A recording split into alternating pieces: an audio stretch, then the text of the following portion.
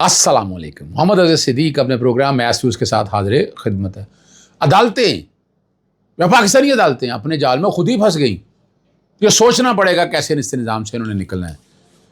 توشہ خانہ کیس میں عمران خان کو بریت سے بچا نہیں سکتا تاوقت کے، کیونکہ گفتگو کریں گے. اہم گرفتاری، اس اہم گرفتاری کا پاکستان تحریک انصاف کو کیا نقصان ہو سکتا ہے. ابھی میں بیٹھے ایک چیز میں دیکھ رہا تھا، توشہ خانہ کیس میں نا 4 ماہ پتہ نہیں کس وجہ سے جیل میں نہیں ہوتی رہی. ذرا سمجھیے گا اس بات کو، لیکن سمجھ آ جانا چاہیے. ٹرائل رکا رہا اور وہ G11 کمپلیکس کے اندر ڈیٹیں ہو جایا کرتی تھیں، اور مقصد بڑا واضح تھا کہ عمران خان کو ملاقاتوں سے روکنا ہے، عمران خان کو ملاقاتوں سے روکنا ہے. لیکن آج کا جو آرڈر آیا ہے توشہ خانہ کا، تحریری حکم نامہ آیا ہے، وہ تو کہانی کچھ اور بتا رہا ہے. وہ سارا پاکستان تحریک انصاف کے وکلا کے اوپر، عمران خان کے وکلا پہ کہ جناب کیس لٹکانا چاہ رہے ہیں روزانہ کی بنیاد پر. اب یہ میں آپ کو پہلے بتا چکا تھا کہ 190 ملین پاؤنڈ کی منسوخی کا کیس لگا ہوا ہے سزا کا. اس سے پہلے یہ سزا سنانی تاکہ عمران خان اندر رہے. عمران خان ذہنی طور پر آپ کے سامنے وہ اندر ہی ہے، اسے کوئی جلدی نہیں ہے یہاں سے اس نظام کے سے باہر نکلنے. مطلب یہ اس جکڑے ہوئے نظام سے وہ اس نظام کو ٹھیک کرے گا، اور اس کے لیے وہ کوششیں کر رہا ہے، اور اس کے اپنے نتائج بھی آپ کے سامنے بہت جلد آنا شروع ہو جائیں گے. آج یہ بڑی مزیدار بات ہے، تحریری حکم جو ہو جائیں گے کہ روزانہ کی بنیاد پر سماعت ہوگی تاکہ ٹرائل جلد مکمل ہو سکے. میں ایک سوال اٹھاتا ہوں، ذرا بتائیں نا، ذرا نیابہ اگر بتائیں نا، پوری ایک سماعت کا حال رکھے قوم کے سامنے. کتنی چھٹیاں جج نے کی، کتنی بغیر ہوئی، اور اتنی جلدی ہے کیا اس سارے میں؟ باقی کیسز کیوں نہیں لے جا رہے جلدی سے؟ اس کو بھی جلدی سے لیا جائے، لیکن نہیں ہے. اور حسین فیصل مفتی جو ہے نا، عدم بیماری اور عدم حاضری کی وجہ سے سلمان صفدر کے جو فوکل پرسن نے درخواست پیش کی، جونیئر ایڈوکیٹ پیش ہوئے، انہوں نے کہا کہ اس بیماری کی درخواست کے ساتھ میڈیکل سرٹیفکیٹ نہیں ہے. جیسا اگلی دفعہ منگا لیتے، لازمی تو نہیں ہے کہ میڈیکل سرٹیفکیٹ آج ہی پیش کرنا ہے. یعنی بیمار اٹھ کے لیے آپ کے جائے میڈیکل سرٹیفکیٹ لینے جائے، بعد میں آپ طلب کر سکتے تھے کہ آئندہ ڈیٹ کے اور میڈیکل سرٹیفکیٹ پیش کر دیجیے گا. مقصد کیا آپ کا؟ آپ یعنی رائٹ ٹو فیئر ٹرائل کے پروسیس پورے کر رہے ہیں آپ. اور جو عدالت جو لکھ رہی ہے کہ غیر حاضری کی وجہ سے آج استغاث تھا کہ آخری گواہ پر اجرا ممکن نہیں ہو سکی. ملزمان کو عدالت میں پیش کرنے کی ضرورت پیش نہیں آئی. انہوں نے کہا جی پچھلی سماعت پر جو ہے نا غیر موجودگی کی وجہ سے کارروائی ملتوی کرنی پڑی تھی، اور یہ طرز عمل مقدمے کے آخری مرحلے میں تاخیری حربوں کے مترادف ہے. سنا کریں آپ یار.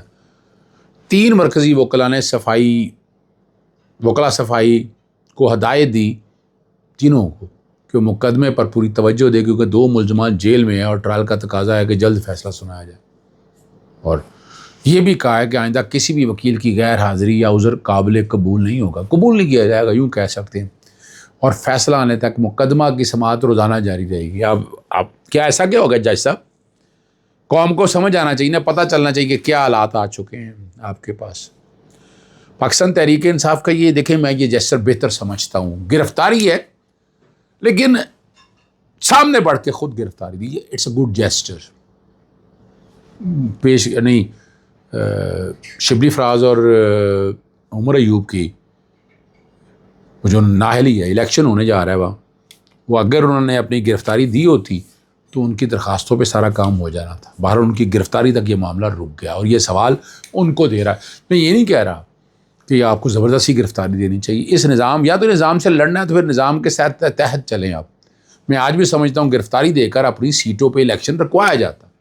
آج بھی وہاں جا کر گرفتاری دی جائے اور وہاں بھی لوٹ جائے. یہاں چترالی نے اچھا کام کیا ہے، 5 ماہ بعد آخر سرنڈر کیا انہوں نے، اور اسلام آباد کی 17 دہشت گردی کی عدالت میں 10 سال کی سزا ہوئی ہے. اور کئی ایسے ہیں جو پکڑے گئے ہیں، وہ اب ٹریس کر رہی ہے پولیس کے پاس. یعنی CDR کا نظام ہے ان کے پاس، GPS کا نظام موجود ہے، تو کوئی مشکل کام نہیں ہے جی. اور پشاور ہائی کورٹ سے، چونکہ وجہ صرف یہ ہے کہ ان کا حکم اتنا ہی ختم ہوتا پشاور ہائی کورٹ سے، اس لیے انہوں نے. اور وہ حکم اتنا تو نااہلی کے کانٹیکس کے حوالے سے، یہاں تو گرفتاری تو دینی پڑتی ہے نا آپ کو. تو یہ ایک اچھا جیسچر ہے. اس سے پاکستان تحریک انصاف کو فائدہ ہوگا، نقصان نہیں ہوگا، میں نہیں اتفاق کرتا اس بات سے اوپر۔ Sindh high court justice Tariq Jahangiri, Azhar Siddique, Muhammad Azhar Siddique, میں نے آپ کو اس وقت بھی کہا تھا کہ وہ بھی اس کے امتحان اور بھی ہیں۔ مجھے ڈگری ابھی تو جعلی نیچے سے قرار دی ہے نا، جعلی تو ہے نہیں، وہ ہائی کورٹ سسپینڈ کر سکتی ہے اس کو، ویسے تو سول کورٹوں میں بھی جا سکتا ہے معاملہ۔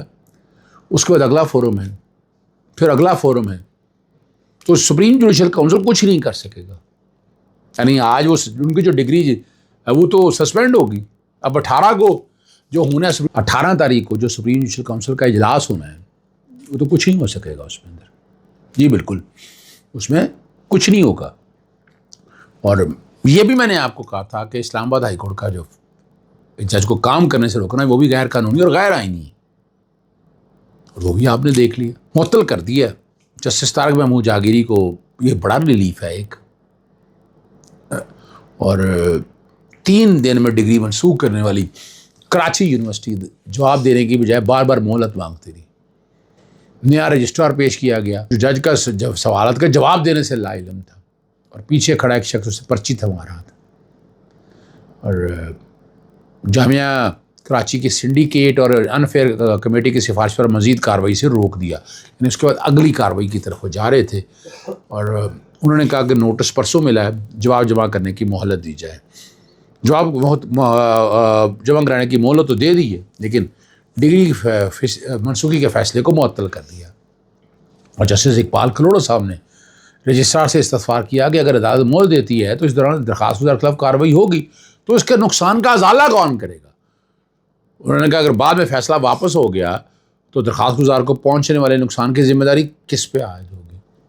جسٹس اقبال کلوڑا نے اچھے ریمارکس دیے ہیں، میں آئی لائک ڈیٹ جج، میں پیش ہوتا رہا ہوں ان کے سامنے، کہ یہاں ایک شخص کی زندگی بھر کی محنت اور کمائی داؤ پر لگی ہے، ایسے اساس معاملے میں متاثرہ فریق کو نوٹس دینا ضروری تھا۔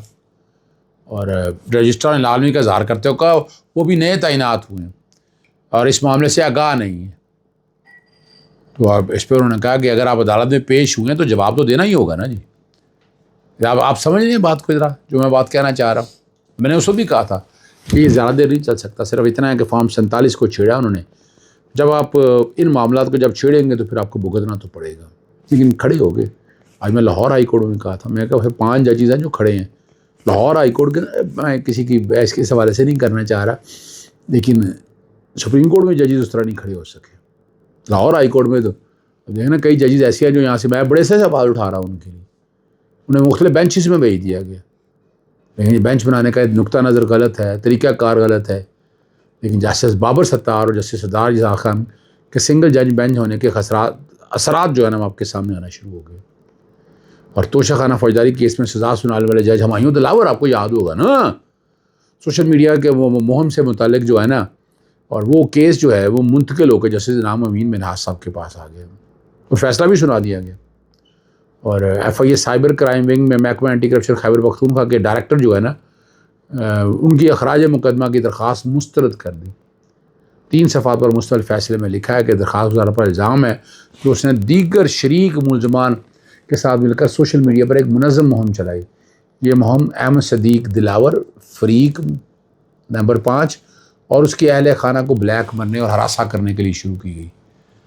اس دوران احمد صدیق دلاور کے چچا پر بھی بے بنیاد الزام لگائے گئے۔ عدالت نے بتایا گیا ایف آئی اے میں شکایت درج، یعنی وہ اس کانٹیکس کے حوالے سے بات کر رہے ہیں، باضابطہ وہ کرے، انکوائری بھی ہوئی، باقی چیزیں بھی سارا دیکھے گئے، لیکن ان ساری چیزوں کو سامنے رکھتے ہوئے انہوں نے کہا کہ نہیں آگے کچھ ہو نہیں سکتا، یہ درخواست ناقابل قبول قرار دے کہ ناٹ مینٹینیبل کا لفظ اس کو کہتے ہیں۔ ایک اور بڑا اہم معاملہ ہے انجینئر محمد علی مرزا والا، جسٹس محسن افرقیانی کے پاس بڑی زبردست سماعت ان کی ہوئی، اسلامی نظریاتی کونسل کے اور جو اعلامیہ ہے نا اس کو چیلنج کیا، اسے پوچھا کہ آپ متاثرہ فریق کیسے ہیں، چیلنج کرنا، درخواست گزار جس کے خلاف ہے وہ دفاع کرنے کے لیے آپ آیا نہیں ہے۔ اور ڈاکٹر حسن خاکی نے کہا چوکے محمد علی مرزا سب کو للکار رہے، اس لیے ان کو ٹارگٹ کیا گیا، اس طرح انہیں جان سے مار دیا جائے گا۔ مجھ پر بھی ایسے فتوے لگے تھے، اور اس میں اس صورتحال سے گزر چکا ہوں۔ جسٹس محسن افرقیانی کے ریمارکس بڑے زبردست تھے انہوں نے۔ اور اب یہاں سوال یہاں پر بڑا واضح ہے کہ آپ پھنس چکے ہوئے ہیں، اس پہ اٹارنی جنرل کو معاونت کے لیے بلایا ہے. یعنی الٹیمیٹلی دیکھا جائے یہ شاید درخواست قابل سماعت نہیں ہوگی. میں بتا دوں آپ فی الحال نوٹس دے دیا ہے, اٹارنی جنرل بھی معاونت کرے, آ کر چیزیں ساری سامنے آ جائیں گی, لیکن یہ درخواست میری نظر کے مطابق قابل سماعت ہے نہیں ہے. اجازت چاہتا ہوں. السلام علیکم. اللہ حافظ. پاکستان زندہ باد.